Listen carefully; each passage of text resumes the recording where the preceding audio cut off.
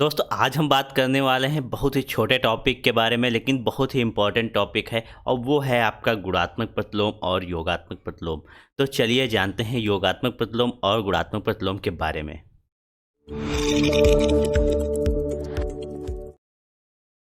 Welcome to वाह गुरुजी। दोस्तों आइए देखते हैं योगात्मक प्रतिलोम और गुणात्मक प्रतिलोम। तो दोस्तों हम गुणात्मक प्रतिलोम की बात करें तो इसको हम परिभाषा के रूप में कह सकते हैं कि संख्या का ऐसा युग्म है, अर्थात दो संख्याएं होंगी जिसका गुणनफल एक हो, अर्थात x into y equal to 1। जिन संख्याओं का गुणनफल एक होगा, ऐसा युग्म हो, वो जो है एक दूसरे के गुणात्मक प्रतिलोम कहलाते हैं। अब बात करते हैं, जैसे मान लीजिए हमारा एक है, 1/2 है, इसका गुणात्मक प्रतिलोम क्या होगा।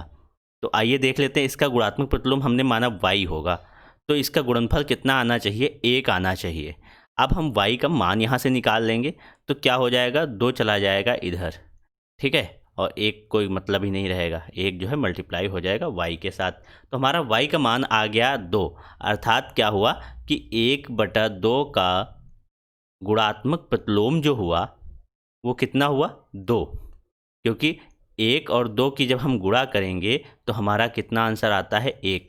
यही तो इसकी परिभाषा भी थी कि ऐसा युग्म जिसका गुणनफल 1 आए। तो हमारा 2 का गुणात्मक प्रतिलोम क्या हो जाएगा, 1/2, और 1/2 का क्या हो जाएगा, 2 हो जाएगा।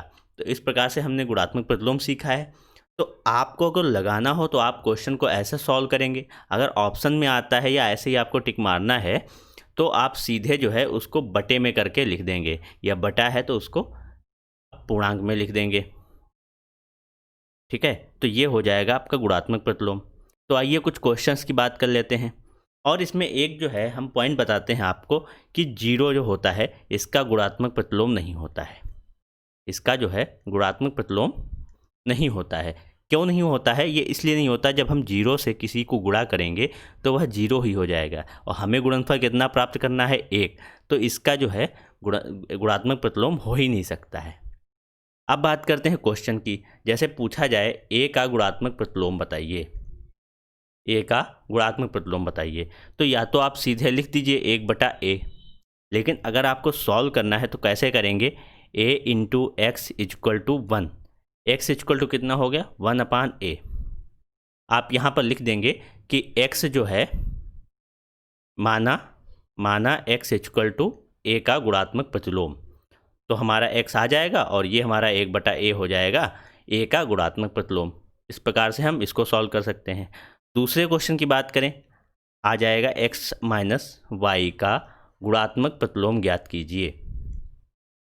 तो इसको कैसे ज्ञात करेंगे, तो सीधे का आपके पास तरीका ये है, 1/x माइनस वाई कर दीजिए, और लगा के बताना है तो कर दीजिए x minus y into x है इसमें, तो हम यहाँ पर z कर लेते हैं, इक्वल टू 1। तो z इक्वल टू हो जाएगा 1/x माइनस वाई, इस तरह से आ जाएगा। वहीं आप फिर से लिख लेंगे, माना x माइनस वाई का गुणात्मक प्रतिलोम जो है z है, और z बराबर हम निकाल देंगे, ठीक है। ऐसे ही तीसरा क्वेश्चन देखते हैं, x की पावर -2 का गुणात्मक प्रतिलोम। अब इसका क्या करेंगे, वही करेंगे जो सबका करते आए हैं, ऐसे कर देंगे। अगर जो हमें वैसे निकालना है लगा करके क्वेश्चन, तो x minus 2 plus y equal to 1, sorry plus नहीं होगा, यहाँ पर हो जाएगा आपका मल्टीप्लाई, ठीक है।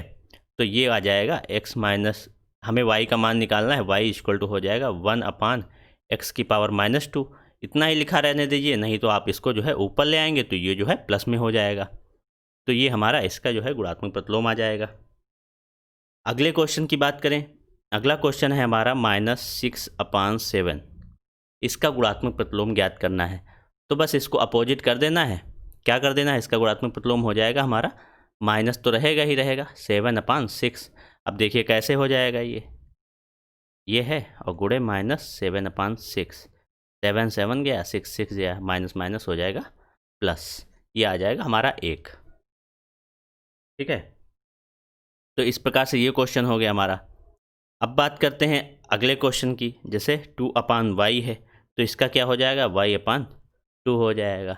देख लेते हैं एक आएगा गुणा करने पर या नहीं आएगा। मैंने लगाने का तरीका तो आपको बता ही दिया है। ये कैंसिल हो जाएगा, ये और ये एक बचेगा। ठीक है, तो इस प्रकार से हमने गुणात्मक प्रतिलोम के क्वेश्चंस को भी देख लिया और इसको समझ भी लिया है, इसका कॉन्सेप्ट भी समझ लिया है। अब बात करते हैं योगात्मक प्रतिलोम की। योगात्मक प्रतिलोम क्या होता है? योगात्मक होता है जो संख्या का ऐसा युग्म जिसका योग क्या हो, 0 हो। वहाँ पर क्या होता था, गुणनफल 1 होना चाहिए और यहाँ पर योगात्मक प्रतिलोम है, इसलिए क्या होगा, उसका योग जो है 0 होना चाहिए। तो x + y = 0 होना चाहिए। अब बात कर लेते हैं, जैसे हम कहते हैं एक का योगात्मक प्रतिलोम, एक का योगात्मक प्रतिलोम। अब क्या हो जाना चाहिए? ऐसे तो हम डायरेक्ट लिख देंगे -1, ठीक है, माइनस लगा करके लिख देंगे।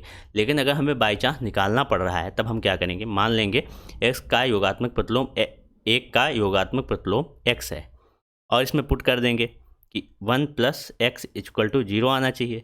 फिर हम x का मान निकाल लेंगे तो ये आ जाएगा -1। इस प्रकार से हम इसको निकाल लेंगे।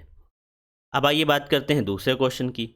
जैसे पूछा जा रहा है आपसे -a + b का योगात्मक प्रतिलोम क्या होगा। अब इसमें क्या करेंगे, हम सीधे सीधे ये माइनस का है तो हम प्लस लिख सकते हैं, प्लस का a + b हो जाएगा।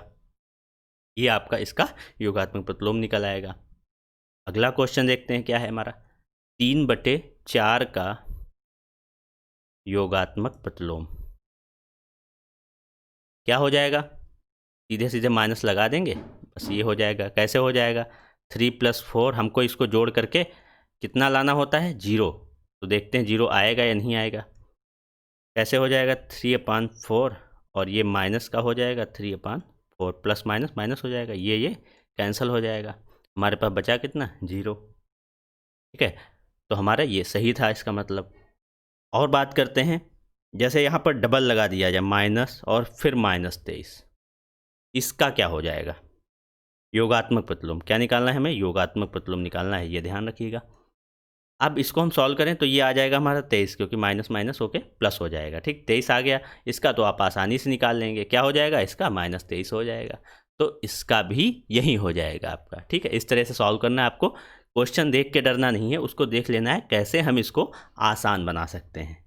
ठीक है, एक अंतिम क्वेश्चन कर लेते हैं, x⁻z का। तो इसमें भी क्या करना है, का योगात्मक प्रतिलोम ज्ञात करना है अगर जो, तो इसमें भी माइनस लगा देना है और x⁻z, ये आपका इसका आंसर हो जाएगा।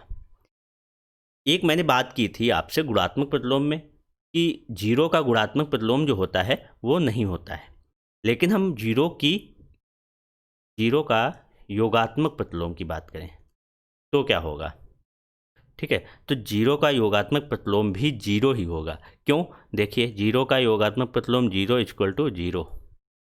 देखिए हमारा जो है परिभाषा हमारी जो थी उसी हिसाब से चल रहा है, 2 युग्म है और उसको जोड़ करके 0 आ रहा है। तो हमारा 0 का योगात्मक प्रतिलोम 0 होता है, लेकिन 0 का गुणात्मक प्रतिलोम नहीं होता है, ये आपको ध्यान में रखना है।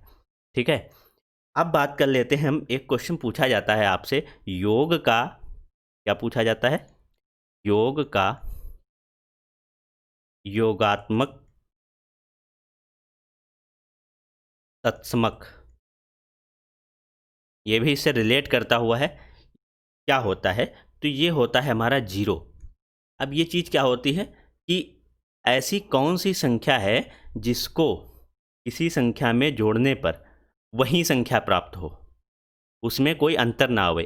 कब, जब हम किसी संख्या में जोड़ें अर्थात योग करें तो वो संख्या 0 ही होती है। जिसको चाहे हम x में जोड़ दें तब भी वही संख्या रहेगी, चाहे हम इसको 5 में जोड़ दें, ये 0 को 5 में जोड़ दें तब भी वही संख्या रहेगी, कोई फर्क नहीं पड़ेगा। तो योग का योगात्मक तत्समक हो जाता है 0। ठीक है, और ऐसे ही एक होता है गुणा का गुणनात्मक तत्समक, गुणनात्मक तत्समक। ये क्या होता है, ये होता है 1। इसमें क्या होता है कि किसी संख्या में इस संख्या से गुणा करने पर वही संख्या प्राप्त होती है, उसमें कोई फर्क नहीं पड़ता। जैसे इसमें योग करने पे वही संख्या प्राप्त होती थी, और इसमें क्या होगा, गुणा करने पर वही संख्या प्राप्त होगी। तो क्या हो जाएगा, वो संख्या होती है 1। जैसे हम x में इंटू 1 कर दें तो x ही प्राप्त होता है, चाहे हम 5 में इंटू 1 कर दें तब भी हमें 5 ही प्राप्त होगा, कोई अंतर नहीं आएगा। तो इस प्रकार से ये हो जाता है योग का योगात्मक तत्समक, और ये हो जाता है गुणा का गुणनात्मक तत्समक। ये 1 नंबर में क्वेश्चन पूछा जाता है, इसलिए मैंने बता दिया। तो दोस्तों उम्मीद करते हैं आपको हमारी वीडियो पसंद आई होगी। तो अगर पसंद आई है तो प्लीज़ इसे लाइक कीजिए और दोस्तों तक शेयर कीजिए, और चलते चलते हमारे चैनल को भी सब्सक्राइब कीजिए। Thank you.